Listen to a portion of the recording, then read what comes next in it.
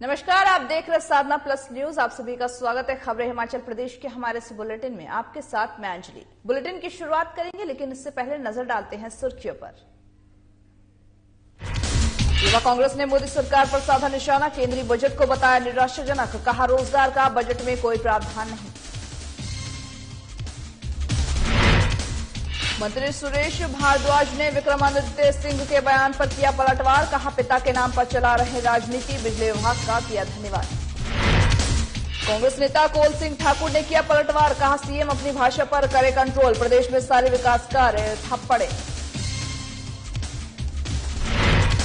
23 फरवरी से शुरू हो रहा है हिमाचल विधानसभा का बजट सत्र। सरकार को घेरेंगे विधायक राकेश सिंह। जनता के मुद्दों को लेकर बनाई राजनीति। विकास के दावों की पोल खोलती हकीकत, नदी को पार करने के लिए नहीं है कोई पुल। रोजाना जान जोखिम में डालकर नदी करते हैं पार ग्रामीण। अब करते हैं बुलेटिन की शुरुआत, जहां पर मुख्यमंत्री जयराम ठाकुर ने मीडिया कर्मियों से बातचीत करते हुए कहा है कि इस साल सर्दी के मौसम में रिकॉर्ड तोड़ बर्फबारी हुई है और इसके बावजूद भी राज्य सरकार ने इसमें प्रभावित जो क्षेत्र हैं उसमें समय से विद्युत और पानी की आपूर्ति बहाल की है। वहीं सीएम ने आगे कहा कि जिलों की सभी प्रमुख सड़कों को वाहन के सुचारू परिचालन के लिए बहाल कर दिया गया है और लोगों को किसी प्रकार की असुविधा न हो, इसके लिए संपर्क मार्ग भी खोलने के लिए हर संभव प्रयास किए जा रहे हैं। उन्होंने कहा कि वाहनों का सुचारू संचालन सुनिश्चित करने के लिए बर्फबारी से जो प्रभावित क्षेत्र है उनमें पर्याप्त संख्या में मशीनरी और साथ ही साथ लोगों को भी तैनात किया गया है। बहुत ज्यादा बर्फबारी के कारण स्पैन भी लंबा रहा और उसके कारण सड़कें अवरुद्ध हुई और कुछ जगह बिजली भी प्रभावित हुई और पेयजल योजनाएं भी। लेकिन मुझे इस बात को लेकर के संतोष है कि कम से कम बिजली रिस्टोर करने की बात जहां तक आ रही है, अधिकांश जगह बिजली रिस्टोर कर दी गई है। जहां सड़कों की बात भी आ रही है, सड़कें भी 80% से ज्यादा जो है, जो मेन रोड्स हैं वो सारी की सारी जो है वो रिस्टोर कर दी गई है और इसी तरह से पेयजल योजना है तो इससे भी ज्यादा रिस्टोर हो चुकी है।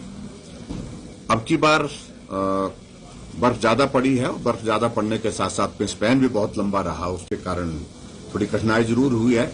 लेकिन डिस्ट्रिक्ट एडमिनिस्ट्रेशन ने भी बहुत अच्छा कोऑर्डिनेशन के साथ काम किया। पीडब्ल्यूडी डिपार्टमेंट, इलेक्ट्रिसिटी बोर्ड और उसके साथ साथ में आईपीएस डिपार्टमेंट ने अच्छी तरह से काम किया है।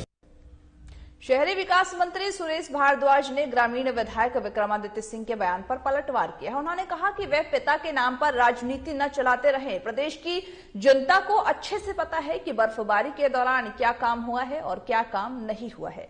शहरी विकास मंत्री सुरेश भारद्वाज ने बताया है कि जब पूर्व में कांग्रेस की सरकार थी और तब भी ऐसी बर्फबारी हुई तो शहर जो पूरा शिमला है वो शहर में 11 दिन तक बिजली नहीं आई थी। इसके साथ ही उन्होंने बिजली विभाग का धन्यवाद करते हुए कहा कि प्रदेश में भारी बर्फबारी होने के बाद भी बिजली की जो सप्लाई है वो बंद नहीं हुई है। इस बार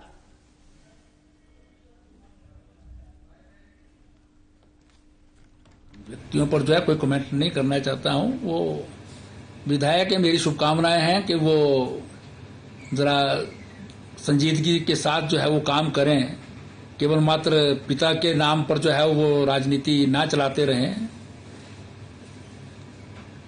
ये तो देश की और प्रदेश की जनता जानती है कि इस बर्फबारी के समय में जो है वो क्या काम हुआ क्या नहीं हुआ है। उनके राज में जब तब भी मैं विधायक था, अपोजिशन में था, उनकी सरकार थी, तो शिमला की जनता जानती है कि 11 दिन तक जो है वो बिजली नहीं आई थी। विधायक सदन में रहते थे हम, तो वहां पर भी बिजली नहीं थी, पानी नहीं मिलता था, सड़क से जो है बर्फ नहीं हटी थी। प्रदेश में युवा कांग्रेस ने मोदी सरकार की जो बजट है उस पर सवाल खड़े किए हैं। साथ ही साथ युवा कांग्रेस ने आरोप लगाया है कि बजट में रोजगार के लिए कोई प्रावधान नहीं दिया गया है। बता दें कि युवा कांग्रेस मीडिया विभाग की वाइस चेयरमैन शुभ्रा जिंटा ने शिमला में पत्रकार वार्ता किया है। इस दौरान ही बजट में प्रदेश की अनदेखी हुई है, इस मामले में भी कहा है और साथ ही में बजट में लोगों को कोई सौगात नहीं मिली है। समय पे मैन प्रायोरिटी जो था बजट का और जो होना चाहिए था, जो कि ग्रेट इकोनॉमिस्ट जो इस कंट्री के रहे हैं वो सभी बताते हैं, वो ये था कि आपका बजट का जो मेन फोकस होना चाहिए था वो इकोनॉमी को रिवाइव करने का होना चाहिए था। बट इकोनॉमी को रिवाइव करने के लिए आपका फोकस मेन जो है वो मध्य वर्ग, मिडिल क्लास पे होना चाहिए था, और वो आपने बिल्कुल ही छोड़ दिया। And when the question was asked to finance minister, she said that the farmers and all the agriculturists, horticulturists, they are not, matlab, they are into your middle class, they are not below the poverty line. 23 फरवरी से हिमाचल विधानसभा के budget सत्र शुरू हो चुके हैं, जिसको लेकर के ठियोग विधायक राकेश सिंघा ने सरकार को घेरने की रणनीति बना रखी है। आपको बताते चले कि शिमला में पत्रकार वार्ता के दौरान राकेश सिंघा ने कहा कि प्रदेश सरकार आम जनता और कर्मचारियों के प्रति संवेदनशील नहीं है। जानबूझ करके सरकार कर्मचारियों के मसलों को आगे से आगे लटकाती जा रही है, और कहा कि महंगाई और रोजगार देने को लेकर के सरकार कोई प्रयास नहीं कर रही है। बहुत महत्वपूर्ण है, और इस सेशन में मैं समझता हूं ये जो 108, 102 के कर्मी हैं, जिनके पक्ष में हाई कोर्ट ने निर्णय दिया है, जिसके लिए हिमाचल प्रदेश की सरकार ने। कांग्रेस के दिग्गज नेता और पूर्व मंत्री कौल सिंह ठाकुर ने मुख्यमंत्री पर पलटवार करते हुए कहा कि वे अपनी भाषा पर कंट्रोल करें, वे जनता को झूठे बोलकर के गुमराह नहीं कर सकते हैं। वहीं कौल सिंह ठाकुर ने यह भी बताया है कि मुख्यमंत्री ने शनिवार को दुरंग विधानसभा क्षेत्र में थलौट में लोक निर्माण विभाग के डिवीजन के भवन का लोकार्पण भी किया है। मुझे खुशी है कि पिछले कल हमारे मुख्यमंत्री श्री जयराम ठाकुर जी मेरे चुनाव क्षेत्र का दौरा किया, और उसमें एक डिवीजन जो है उद्घाटन, अधूरे भवन का उद्घाटन कर दिया। हमारे मुख्यमंत्री आते थे या हम कहीं उद्घाटन करते थे बिल्डिंगों का, तो हम जाकर के देखते थे कि बिस्तर लगे हैं हॉस्पिटल में कि नहीं लगे हैं।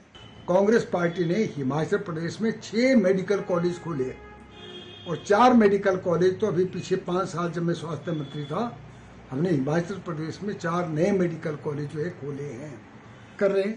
तो ये अनुभव की कमी है। तो जयराम से मैं चाहूंगा कि जब भी ऐसे मंच पे आप भाषण दें, कम से कम आप अपनी भाषा पर जो है कंट्रोल रखें।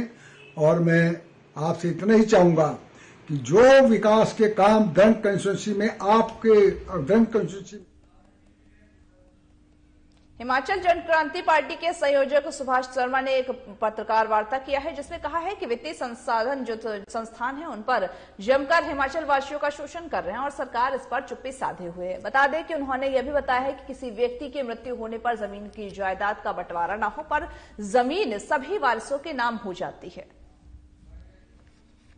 एक बड़े ही चिंतनीय और सीरियस मैटर के ऊपर प्रेस कॉन्फ्रेंस करने आए हैं। प्रदेश के अंदर रेवेन्यू का 8.37 जो है, जो मैनुअल है, रेवेन्यू मैनुअल का 8.37 जो रूल है, उसकी वायलेशन हो रही है।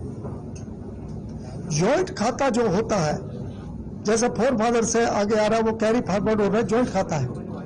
और एक अगर किसी पार्टनर ने जरूरत के लिए लोन लेना है तो वो बैंक के अंदर जा रहा है, और बैंक उसको लोन तो दे रहा है, उसके खाते के। एम और एक्स फॉर्म को लेकर के अब प्रदेश भर के ठेकेदारों ने अपनी हड़ताल शुरू कर दी है, तो वहीं इससे प्रदेश भर में विकास कार्य भी काफी प्रभावित हुआ है। कुल्लू में भी ठेकेदार यूनियन ने डीसी आशुतोष गर्ग को ज्ञापन सौंपा है। बता दें कि बीते 1 साल से प्रदेश भर में ठेकेदार सरकार से मांग कर रहे हैं कि वो एक्स और एम फॉर्म के मामले में संशोधन करें।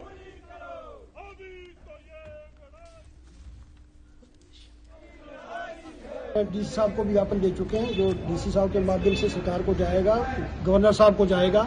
आज एक्सेल साहब को भी दिया है हमने ज्ञापन। हमने इसमें क्लियर किया है कि हम किसी भी तरह का कोई भी विकासात्मक कार्य हिमाचल प्रदेश के अंदर किसी भी जिले में नहीं करेंगे। ये हमारा शिमला से आह्वान पर, स्टेट लेवल के आह्वान पर हमने हर जिले में, हर डिवीजन के बाद हमने ये प्रदर्शन किया है, और इस तरह के ज्ञापन हमने दिए हैं। हमारा काम तब तक आगे नहीं चल पाएगा जब तक हमारी जो है एक्स फॉर्म, वाई फॉर्म की जो है ये सरकार सॉल्व नहीं करती है। दिक्कतों का सामना हमें 2021 मार्च से लेकर जो बिल पास थे हमारे, उनकी अदायगी आज तक नहीं हुई है, क्योंकि इसमें जो एम फार्म का ये जो क्या नाम चला हुआ है मामला, ये मामला हमारे लिए इतनी ज्यादा प्रॉब्लम कर गया कि हम लोग अपने लेबर ड्राइवर जो भी हमारे स्टाफ है, हम उनको रोटी भी नहीं दे पा रहे हैं। आज हमारी ये हालत होगी कि हम लोग सड़कों पर उतरने को उतारू हो गए। आजादी के बाद सिर्फ आश्वासन के भरोसे है चुनरी गांव के लोग जी रहे हैं, जहां पर बता दें कि सरसा नदी पर पुल न होने की वजह से ग्रामीणों को काफी परेशानी हो रही है। कई बार तो सरसा नदी को रोजाना किसान, मजदूर, महिला और स्कूल के जो बच्चे हैं वो खतरा उठा करके पार करते हैं। वहीं ग्रामीण गीता देवी, गुरचरण सिंह और सतनाम सिंह का कहना है कि चुनाव आते ही नेता आते हैं, गांव की याद आती है नेताओं को, लेकिन चुनाव बीतते ही नेता भूल जाते हैं गांव को और गांव वालों को भी। टूट जाता है तो हम पानी के बीच से जाते हैं और हमें दिक्कत बहुत आती है सामान लेने की। हम चाहते हैं कि हमारा पक्का पुल बन जाए यहाँ पे। ये कितने लंबे समय से समस्या है? सर ये तो कम से कम हमारे जो बुजुर्ग थे, उनके भी कहाँ बुजुर्ग थे, उससे पहले की समस्या है सर। तो यहाँ पे जब आपके पिछली बार जब इलेक्शनों के टाइम में आपने बहिष्कार किया था पंचायत चुनावों के टाइम में, तो किस तरह का आश्वासन दिया गया था सरकार द्वारा?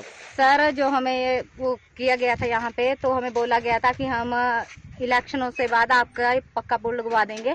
तो सर हमें तो एक लॉलीपॉप दे के चले जाते हैं। फिर दोबारा से चुनाव आने वाले हैं तो क्या? सर हम यही चाहते हैं कि हमारा चुनाव आने से पहले पक्का पुल बन जाए, नहीं हम वोटें नहीं किसी को भी डालेंगे। समस्या सर यही है कि हमारे को आने जाने में दिक्कत होती है बहुत ज्यादा। यहाँ पे टेम्परेरी पुली लगाते हैं, 70-80 हज़ार रुपया हमने हर साल इकट्ठा करके लगाते हैं सब गाँव वाले। थोड़ा बहुत दान पंजाब से भी आता है, पर ये हर साल 1-2 बार पानी आता है, बारिश होती है, टूट जाता है। सबसे बड़ी हमारे को ये ना जो हमारा पुल है ना होना चाहिए जी। हमारे को जितना भी है ना ये आल जांच के जितनी भी सारी हमारी ये रुक जाती। थोड़ा बहुत पानी आ जाता तो पुल टूट जाता। हमारा कम से कम ना ज्यादा नहीं था, मेरे हिसाब से ज्यादा 70-80 ज्यादा खर्चा हम ना गाँव वाले इकट्ठा करके लगाते हैं। बाकी सरकार का कोई योगदान नहीं देता, कुछ नहीं होता यहाँ पे। कोई हमारे कोई सुविधा नहीं मिली यहाँ पे सरकार की। तो कोई विधायक या पूर्व विधायक ने कभी आज तक इसकी विधायक जी इतने बार आले वो भी कह के चल जाते, हम लगा देंगे 5 साल में कुछ में भूल जाता बंदा नहीं। हमने किया नहीं, कुछ नहीं है। वादे तो बहुत करते हैं, लेकिन करते बहुत है, लेकिन करते नहीं, कुछ नहीं है वो इस गाँव। हिमाचल प्रदेश के हमारे इस बुलेटिन में बस इतना ही। मुझे दीजिए इजाजत और तमाम बाकी खबरों के अपडेट्स के लिए देखते रहिए साधना प्लस न्यूज।